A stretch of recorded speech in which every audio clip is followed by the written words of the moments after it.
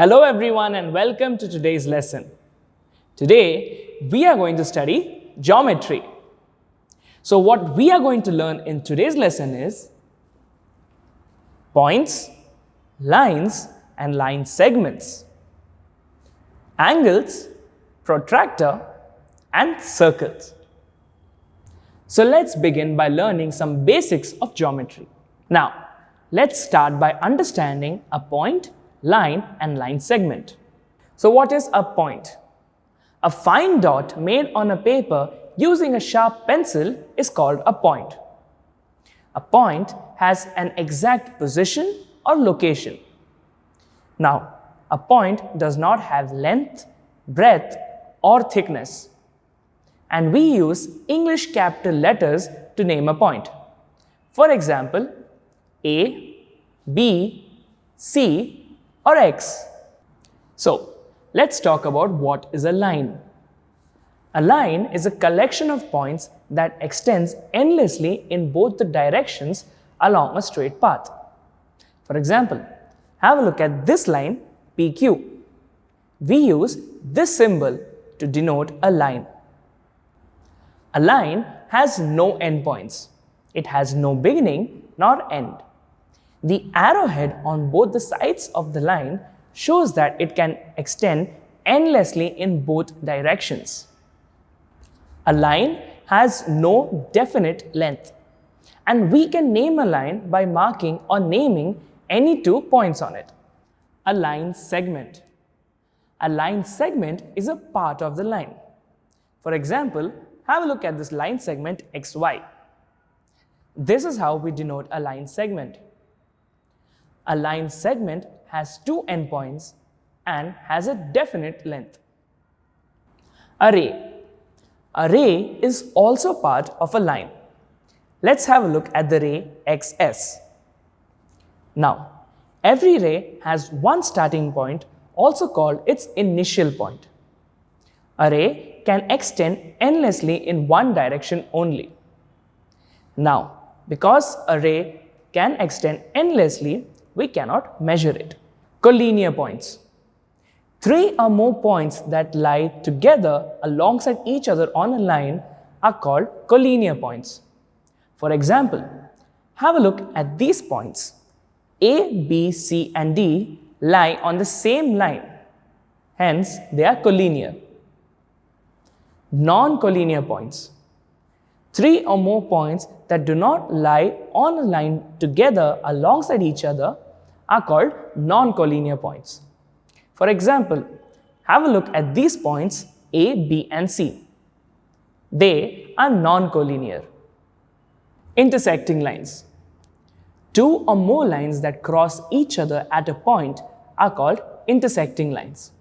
For example, have a look at these lines AB and CD. They intersect each other at point O. Parallel lines. 2 lines that are at an equal distance with each other and do not intersect each other are called parallel lines. This is a symbol used to denote parallel lines. Now, have a look at these 2 lines PQ and RS. PQ and RS are parallel to each other. So this is how we write PQ is parallel to RS. Perpendicular lines. 2 lines that intersect each other to form a right angle or a 90-degree angle are called perpendicular lines. This is the symbol to denote perpendicular lines. Have a look at this figure. Here, PQ is perpendicular to RS. So, this is how we write PQ is perpendicular to RS. Now, I hope you understood that. Let's test it with an exercise. I'll help you with the first question. Now, have a look at this figure. We need to find out the intersecting line segments. When we see the figure, we see that the line segments AD and BE are intersecting each other. We now have to classify the following as rays or line segments. Let's have a look at the first question. Here we can see that AB has 2 definite endpoints. Hence, AB is a line segment. We now have to represent the following using symbols. So here is the first question. We need to write ray QS symbolically. This is how you write ray QS. We now have to identify the fixed points for these rays. The first question says ray RS. Now, we know that while writing a ray symbolically, we write the initial point first. So, R is the initial or starting point. We now have to classify the following lines as perpendicular, parallel, and intersecting lines. Here is the first figure. Since the two lines make a right angle or a 90-degree angle, we can say that these lines are perpendicular to each other. Angles. When two rays meet at one common point, we see an angle. Have a look at this figure. Ray OX and ray OY are two rays. They have a common point O. The common point is called the vertex, and the two rays are called the sides or the arms of the angle. An angle is named using the capital letters of the English alphabet. Have a look at this figure. In this figure, the angle at the common endpoint O is angle YOX. We write it as angle YOX. The vertex is the middle letter while naming an angle. We measure the angle in the unit of degrees. This is the symbol of degrees. So, an angle which is 90 degrees will be written numerically like this. Classification of angles. Angles are classified on the basis of their measure. The first is a right angle. The angle whose measure is equal to 90 degrees is called the right angle. For example, angle PQR, BOA, and angle LMN are examples of right angles. The acute angle. The angle whose measure is less than 90 degrees is called an acute angle. Angles BOA, angle PQR, angle UTS, and angle XYW are examples of acute angles. The obtuse angle. The angle whose measure is greater than 90 degrees but less than 180 degrees are called obtuse angles. Angle RQP, angle XYZ, angle ABC, and angle STR are examples of obtuse angles. The straight line. An angle whose measure is equal to 180 degrees is called a straight line. Angles ROP, angle NOM, and angle YOX are examples of a straight line. Protractor. A protractor is an instrument used to measure angles. A protractor has two scales of measurements. Angles on the scale are marked from 0 to 180 degrees. The outer scale is in the clockwise direction, while the inner scale is in the anti-clockwise direction. Measuring angles using a protractor. This is how we measure an angle using a protractor. The first step is to place the baseline of the protractor on the arm of the angle we want to measure.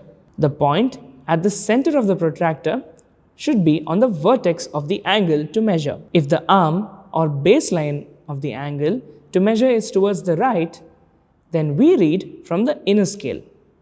And if the baseline is towards the left, then we read from the outer scale. Read the measure of the angle where the other arm of the angle crosses the scale. Constructing an angle using a protractor. Following are the steps to construct an angle using a protractor. So let's construct angle BOA, which equals to 75 degrees. We now draw ray OA using a ruler. Place the center of the protractor at O on the ray OA. Adjust the protractor so that the baseline of the protractor is on the ray OA. Now, if the ray is towards the right, then read the inner scale. And if the ray is towards the left, then read the outer scale. Mark a point at 75 degrees and name it as B. Join point B and O. We have angle BOA, which is equal to 75 degrees. Circles. A circle is a closed curve that joins all the points that are equidistant from a fixed point. The fixed point is called the center of the circle. Have a look at this figure. Here we can see that O is the center of the circle and points A, B, C, D, E, F are on the circle, and points A, B, C, D, E, F are equidistant from the center. Circumference. The perimeter of the circle, or the total length of the boundary of the circle, is called the circumference. Have a look at this figure. Here, the circumference of the circle is ABCDEFA, interior and exterior of a circle. The area enclosed by the circumference of a circle is called the interior of a circle. Have a look at this circle. We can now see that points G and F lie in the interior of the circle. Point O is the center of the circle and always lies in the interior. Points A, B, C, on the other hand, lie on the circle, and points E and D lie on the exterior of the circle. The radius. Any line segment joining the center of the circle to any point on the circle is called the radius. Have a look at this figure. Here, line segments OA, OB, OC, OD, OE, and OF are the radii of the circle. The radii have equal lengths, and a circle can have infinite radii. Note that radii is the plural of radius. The diameter. The diameter is twice as long as the radius. It is a line segment that joins two points on the boundary of the circle with each other passing through the center. Have a look at this figure. Here we can see that the center of the circle is O, and OS and OR are the radii of the circle, while RS is the diameter of the circle. Chords. A line segment joining any two points on the circle is called a chord. For example, have a look at this figure. Here, MN, PQ, and XY are chords of the circle. The diameter is the longest chord of the circle. In this figure, PQ is the diameter or the longest chord of this circle. A semicircle. Half of a circle is called a semicircle. A quadrant. A quarter or 1/4 of a circle is called a quadrant. The relationship between radius and diameter of a circle. Now, have a look at this figure. Let us assume that this circle with center O has a diameter AB. Now, we know that the radii BO and AO are equal in lengths. So, the diameter AB is equal to AO plus BO. Since AO and BO are both radii, we write it as the diameter is equal to R plus R, or radius plus radius, which simplifies to diameter is equal to 2 times the radius. D is equal to 2R. Hence, we can say that the diameter is equal to 2 times or 2 into the radius of the circle. Now, I hope you understood that. Let's test it with an exercise. I'll help you with the first question. We now have to find the diameter using the measurement of the radii. In the first question, the radius given to us is 1.5 centimeters.